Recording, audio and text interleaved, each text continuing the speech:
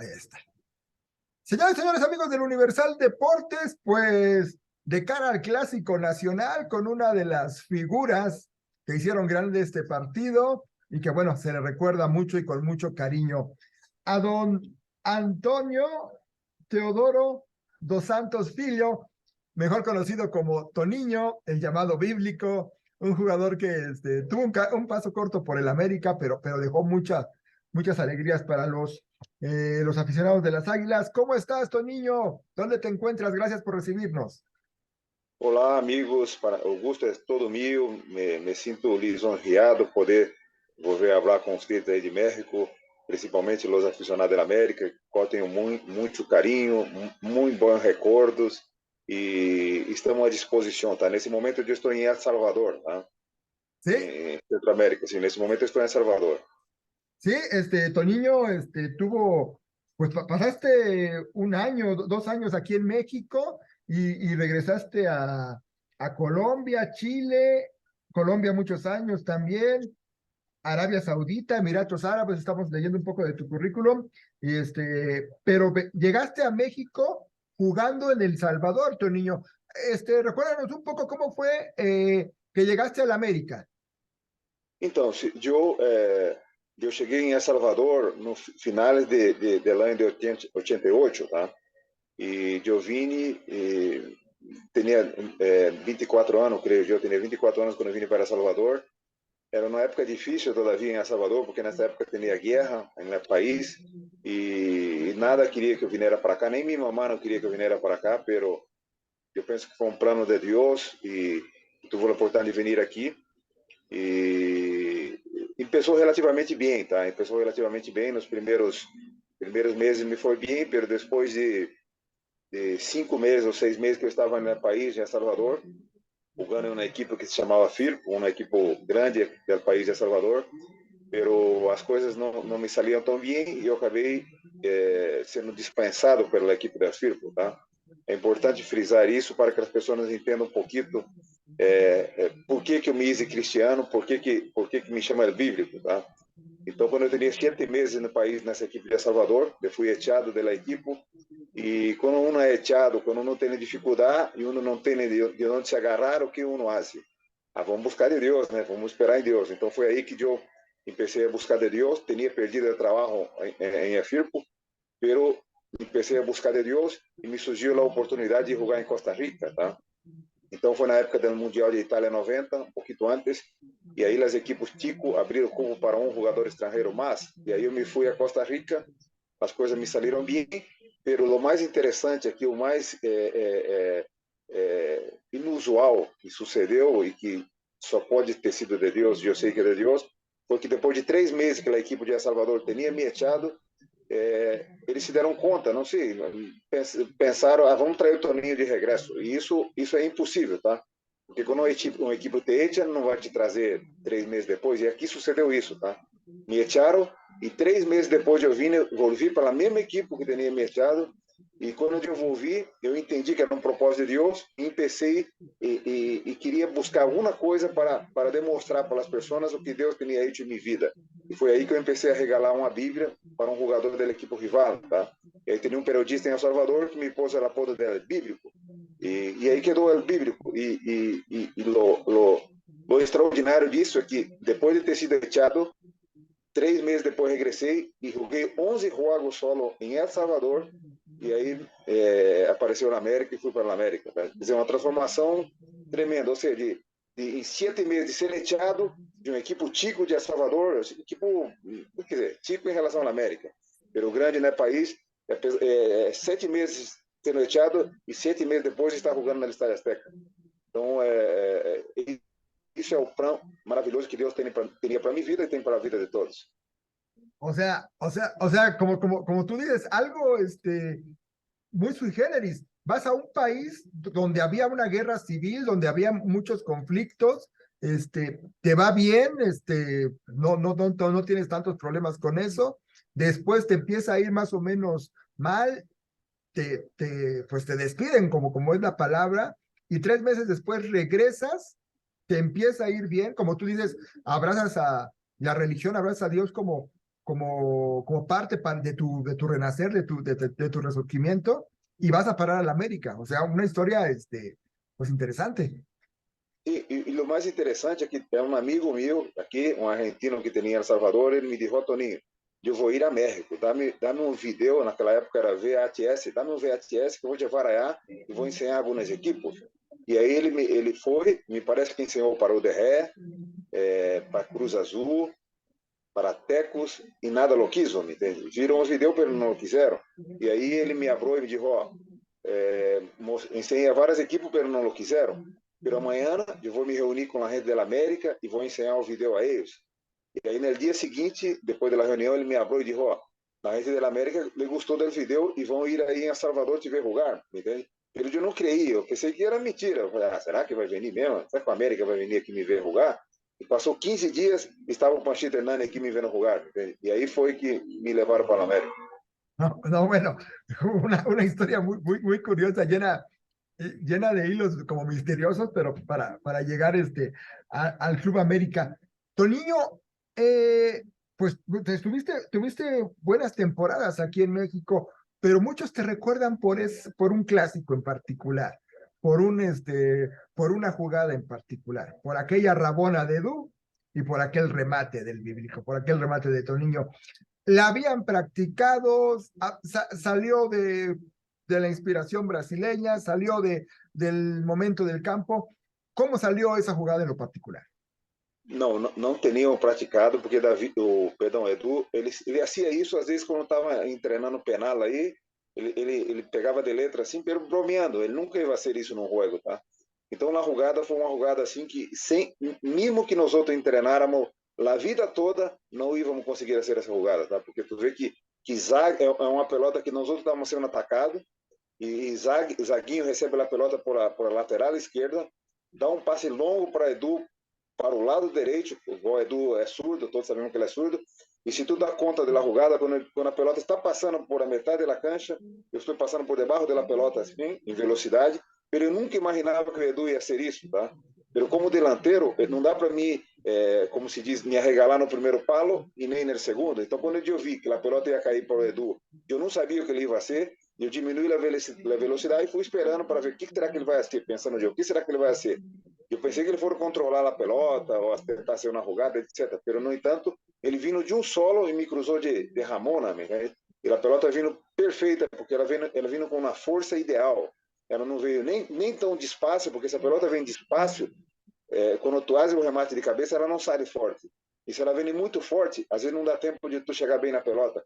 E ela vindo numa força ideal, o Demetrio Madeira que estava me marcando, passou, ele não alcançou, e quando a pelota vindo, eu achei também que não for alcançar, porque ela vindo alta, tá? Vindo por detrás da marca de penal, e eu tive a fortuna de pegar aquele remate de cabeça, e eu digo que, como diz vocês, é um gol de antologia, pero com a participação dos três, tá? De Zaguinho, que deu passe, de Edu, que hizo a Ramona, e eu que cheguei para completar a jogada. Oye, Pero no momento do gol, não passou nada, tá? A gente, um gol normal, que bom contra a Lativa, porque eu tinha a fortuna de fazer gol contra a Lativa, pela repercussão do gol vindo depois, tá? Depois, com o tempo, quanto mais passa o tempo, mais valorizam a gente, mais valoram esse gol. eso es lo que te iba a preguntar. Después de ganan ese partido, la eliminatoria, y cómo hablan ustedes de ese gol. No sé si en el vestidor, ya al final del partido, le preguntaste, Edu, ¿cómo te surgió eso? O ustedes mismos lo platicaron, se asombraron de esa jugada. Bom, eu teria muita minha convivência que eu mais tive aí na América era com Edu, tá? Porque Edu também, a mulher dele era brasileira, a minha mulher era brasileira, o Santos era solteiro na época, não estava como não tinha família aí com mulher. O Zaguinho também, apesar de falar português, também era solteiro. Então eu e Edu estavam sempre juntos, em todo lugar que um ia, o outro também ia. Pela fortuna minha é que com Lativa eu sempre hacía gol, tá? A gente recorda desse gol, pero esse gol foi a consequência de um jogo anterior, porque esse foi um segundo jogo da semifinal. Ou teníamos jogado o primeiro jogo lá na Jalisco, teníamos ganho de 2-0, eu tinha hecho os 2 goles também, tá? Então nós já veníamos aqui para para jogar na Azteca com a vantagem do gol.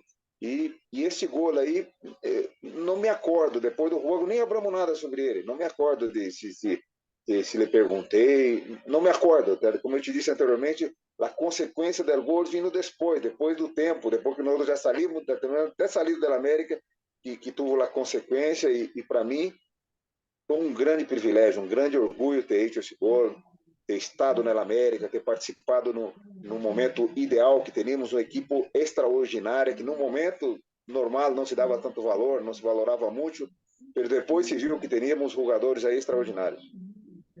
De niño, jugaste, como tú bien dices, el clásico nacional, el clásico de México, Guadalajara, América. También jugaste en El Salvador con el Luis Ángel Firpo, que también tiene sus rivalidades en el Herediano de Costa Rica, en el Deportivo Cali, en Emiratos, en Brasil. De todos, en todos los países hay un clásico, al final de cuentas, hay una gran rivalidad. ¿Qué tiene de especial la rivalidad América-Guadalajara que tú puedas notar? Bueno, como tu bem falou, todo clássico é extraordinário, tá? Porque o clássico não tem nada escrito, ou seja, não importa que uma equipe esteja em primeiro lugar na tábua, que a outra tem último, quando é um clássico, qualquer coisa pode suceder. E mais todavia quando é Chivas América, né? É um clássico de multidões, de emoções, o jogador digamos, se prepara diferente, se concentra diferente. Não que no jogo que tu joga contra, na época, nós jogávamos aí contra o Irapuato, contra Cobras, etc. E tal. Todo jogo, o jogador tem que estar listo. Mas contra a Lativa era algo especial e mais que nada para mim, porque sempre tinha a fortuna de fazer gols neles, me entende? E mais todavia nessa instância aí, que era uma semifinal, o Jalisco estava topado, o Azteca estava topado, e foi extraordinário, é emocionante, e todo jogador le gusta de jogar um clássico. Eh, Don Niño, ¿por qué tan poco tiempo en el América? 2 años nada más. Tuviste buenas temporadas. O problema da América é que o América, como tem recurso para contratar jogadores, então constantemente está cambiando de jogadores. Vamos trazer um aqui que é melhor, e às vezes traz e não é melhor, me entende? Não. Eu joguei uma temporada e meia na América, e naquele momento a América não, todos os clubes eram donos do passe de jogador, não como hoje, tá? Hoje, se tu faz um contrato por 2 anos, depois de 2 anos o jogador queda livre. Antes não. Antes tu comprava o passe de jogador e o jogador quedava preso no clube para sempre, digamos assim. Então, o América naquela época trajo em meu lugar o Mambique, porque tinha sido campeão não, tinha disputado o Mundial de Itália 90, era um bom jogador, etc. Então, por isso que a América cambiava muito, e talvez naquela época também teníamos melhores jogadores a nível mundial, não era tão difícil tu contratar um 9 bueno. Hoje é mais difícil contratar qualquer jogador bueno, é sempre não que naquela época não tinha risco também, porque imagina el América levando um jogador de El Salvador, me entendeu? Não tem assim, não tem lógica. Se tu mira, toda a gente lá tem desconfiança de mim, entende? Inclusive até meus companheiros de equipe, os que jogavam comigo, etc. e tal, vai pensar, poxa, o que vão trazer de El Salvador? Vão trazer o quê? El Salvador só tem indocumentado, que desculpa, que a gente diz, não, só tem gente indocumentada, vão trazer um jogador de El Salvador. Então, para mim foi um grande desafio poder ter triunfado na América, porque eu me considero que eu triunfei, e o essencial disso aí foi porque eu cheguei aí muito bem fisicamente, tá?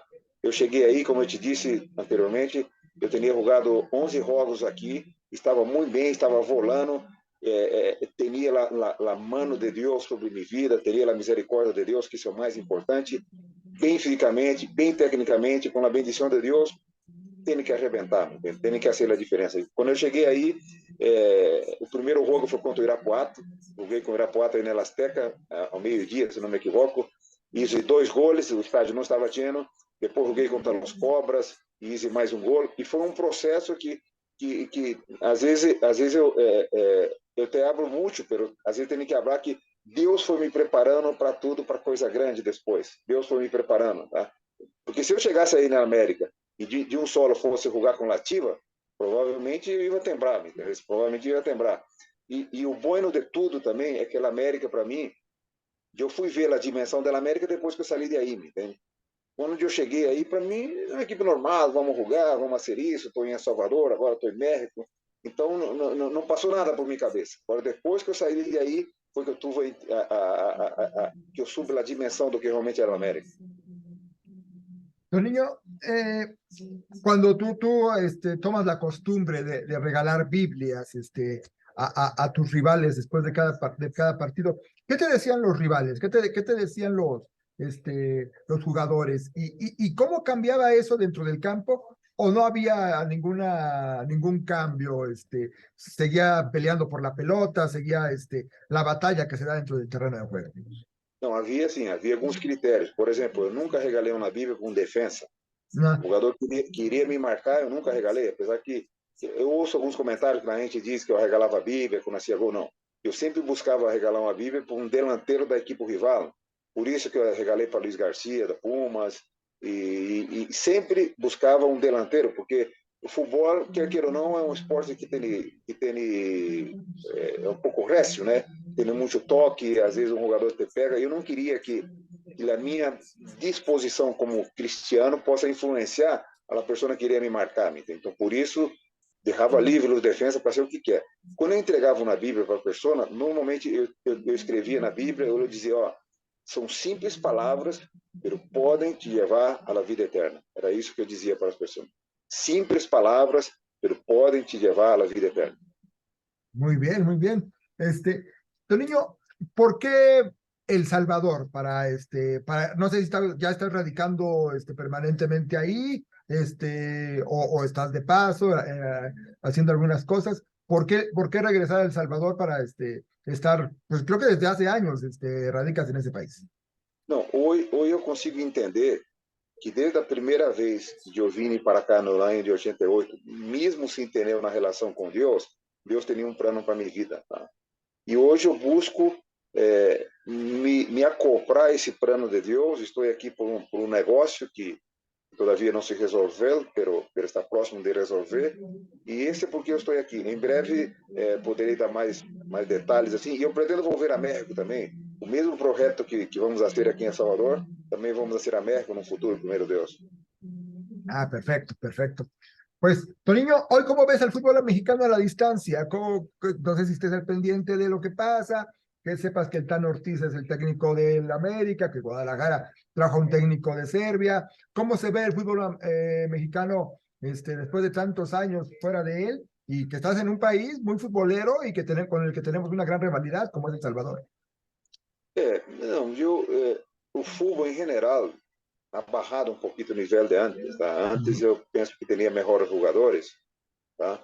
Pero é um deporte de la maioria, como todos sabemos, é um deporte que traz paixões, traz emoções, traz muito sentimento e muita rivalidade. Basicamente, acompanhando o futebol mexicano foi mais pelo Mundial, me entende? Pelo Mundial a hora de Qatar, e que a gente não quedou contente, né? Porque em México sempre tem aquela do quinto partido, vamos fazer o quinto partido, e às vezes não sai. Pero eu não vejo um futebol americano com bons olhos. O América sempre contrata bons jogadores, como eu te disse antes. Infelizmente, às vezes não basta só tu contratar um bom jogador, que significa que ele vai jogar bem aí. Pero eu hago força e espero que tanto a América como a Ativa, como Cruz Azul consiga ser boas equipes para que possa o nível de futebol americano volver a crescer, para que tenha mais representação no próximo Mundial, né? Porque eu sei que o fato de tu ter muitos estrangeiros numa equipe, tu quita culpa para os próprios jogadores nacionais, pero ojalá que as coisas melhorem aí para o futebol americano. Perfecto. Pues Antonio Teodoro dos Santos, el famoso Toniño, el llamado bíblico, muchísimas gracias por atender al Universal en estos minutos. Un gran recuerdo de esos años que estuviste en México y bueno, esperemos pronto verte por aquí. Muchas gracias, Toniño. Muchas gracias a usted, muchas bendiciones para todos y siempre me gusta dejar una palabra para todos. Uma palavra que a mim me ajuda muito, me marcou muito, foi quando o rei Salomão, no livro de Eclesiastés, ele disse que, bom, nós todos sabemos que o rei Salomão foi o homem mais rico que ha existido, foi o homem mais sábio que ha existido, que teve mais de 1000 mulheres, que pô, eu queria ser Salomão, alguns dizem aí, teve mais de 1000 mulheres, mas no final da vida dele, ele disse que tudo isso era vanidade de vanidade. E ele chegou a dizer, em Eclesiastés 12, que E o final do discurso oído é esse: teme a Deus, guarda seus mandamentos, porque isto é toda a felicidade do homem. Teme a Deus, guarda seus mandamentos. Eu não sou pastor, não, tá? Nem sou pastor, nem sou religioso, nem sou evangelista. Sou simplesmente um pecador arrependido. Bendiciones a você, muita graça pela oportunidade e saludo a todos os mexicanos, principalmente os aficionados da América. Grande abraço. Gran abrazo, Toninho, muy amable.